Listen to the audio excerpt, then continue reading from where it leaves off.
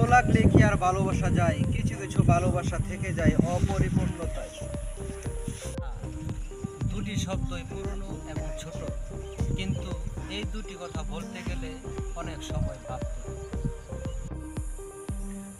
যদি ব্যর্থ হও, হতাশ হওয়ার কিছু নেই। শুধু মনে রেখো, অন্ধকার যত গভীর হয়, সূর্য তত দ্রুত উদিত হয়।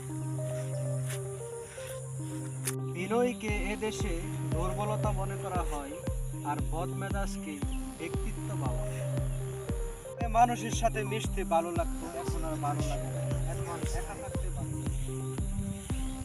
যারা বলতেছেন বন্ধুত্ব চিরস্থায়ী, ক্ষমতা নয়, তারা হয়তো ভুলে গেছেন এই দুনিয়ায় সবকিছু ক্ষণস্থায়ী, কোনো কিছু চিরস্থায়ী নয়।